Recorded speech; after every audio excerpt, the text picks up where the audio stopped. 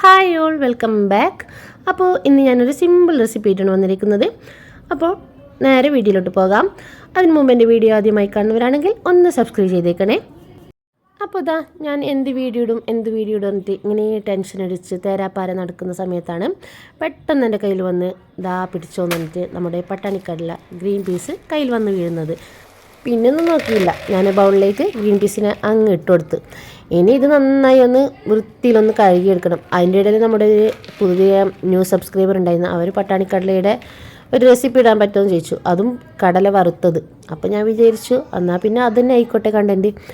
അങ്ങനെ ഇതാ ഇനി നല്ല പോലെ ഒന്ന് വൃത്തിയിൽ കഴുകിയിട്ട് ഇതാ ഞാൻ ഇതൊന്ന് ഒരു 4-5 മണിക്കൂർ 5 മണിക്കൂറോളം മതിയാവും. നല്ല പോലെ ഒന്ന് നമുക്കിതൊന്ന് കുതിർത്തി വെക്കണം, അതായത് സോക്ക് ചെയ്ത് വെക്കാം. ഞാനിപ്പോൾ ഇവിടെ ഒരു 5 മണിക്കൂറോളം ഞാൻ ഇതൊന്ന് കുതിർത്തി വെച്ചിട്ടുണ്ട്. ഇനി ഇത് നല്ലപോലെ ഒന്ന് അടച്ചു വെച്ച് നമുക്കിതൊന്ന് മാറ്റി വെക്കാം. പിന്നെ ഇതാ ഒരു 5 മണിക്കൂർ കഴിഞ്ഞ ശേഷം നമ്മുടെ കടലയൊക്കെ ഇതാ നല്ലപോലെ ഒന്ന് ഡ്രൈ ആക്കി എടുത്തിട്ടുണ്ട്.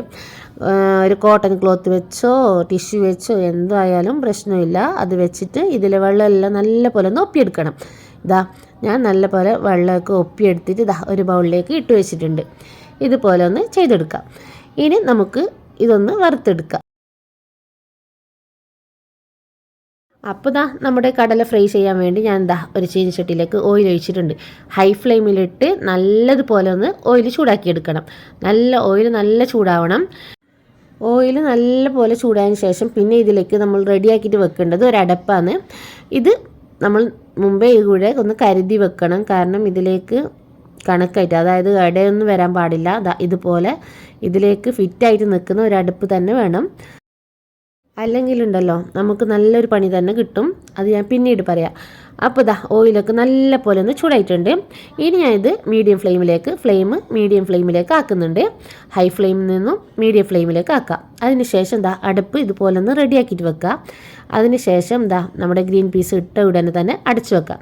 നമ്മുടെ ഈ പട്ടാണി കടല അതിലേക്ക് ഇട്ട ഉടനെ തന്നെ അടച്ചു വെക്കാൻ നോക്കുക. അല്ലെങ്കിൽ അപ്പോൾ തന്നെ നിങ്ങൾക്ക് മനസ്സിലാവും സംഭവം. കാരണം പൊട്ടിത്തെറിക്കാൻ കഴിയും. നമ്മുടെ ഈ മുട്ടയൊക്കെ നമ്മൾ പൊരിക്കുന്നില്ലേ, അപ്പോൾ ഈ ഒരു പൊട്ടിത്തെറിയുണ്ടല്ലോ, അതുപോലെ ഒന്നല്ല, അതിനേക്കാളും കുറച്ച് കൂടുതൽ പൊട്ടിത്തെറിയുണ്ട്. അപ്പോൾ നമ്മളൊന്ന് സൂക്ഷിക്കണം. പിന്നെ കുറച്ച് കഴിഞ്ഞ ശേഷം മീഡിയം ഫ്ലെയിമിലാണ് ഓയിലുള്ളത്. ഹൈ ഫ്ലെയിമിലിട്ട് നല്ലോണം പൊട്ടിത്തെറിക്കും. അപ്പോൾ ഞാൻ മീഡിയം ഫ്ലെയിമിലിട്ട് ജസ്റ്റ് ഒന്ന് ഇതുപോലെ ഒന്ന് ഇളക്കി കൊടുക്കുന്നുണ്ട്.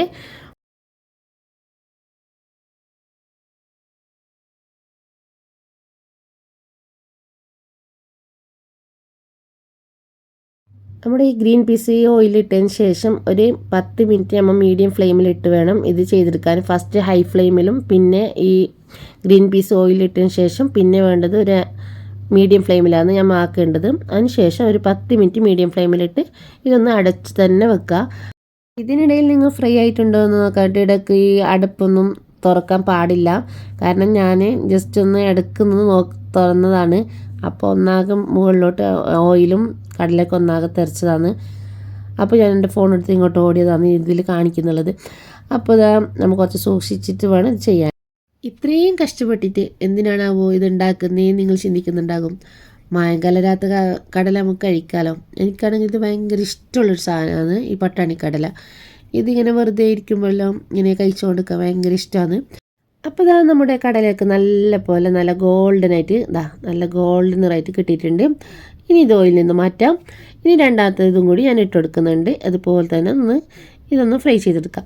അതായത് ഇപ്പോൾ നമ്മൾ ഈ കടല ഗ്രീൻ പീസ് ഓയിലിൽ ഇടുന്നില്ലേ, ആ ടൈമിൽ തന്നെ നമ്മൾ ഇതൊന്ന് അടച്ചു വെച്ചാൽ മാത്രം മതി.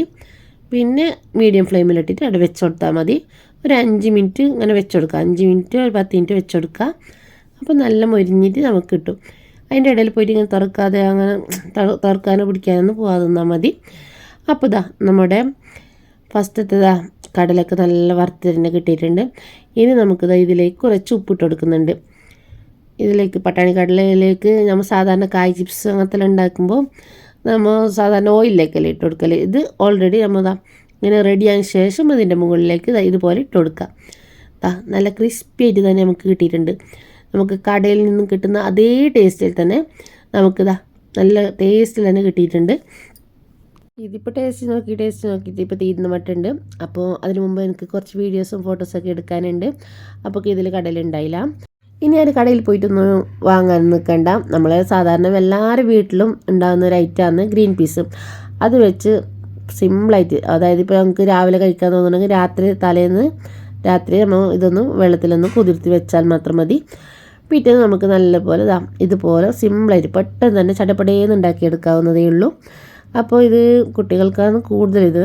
പക്ഷേ എൻ്റെ ഫേവറേറ്റ് ആണ് കേട്ടോ ഈ പട്ടാണിക്കടല. മറ്റേ കടലൊന്നും അത്ര ഇതില്ല എനിക്ക് ഈ പട്ടാണിക്കടല വെറുതെ ഇരിക്കുമ്പോൾ ഇങ്ങനെ കഴിക്കാൻ ഭയങ്കര ഇഷ്ടമുള്ളൊരു സാധനമാണ്.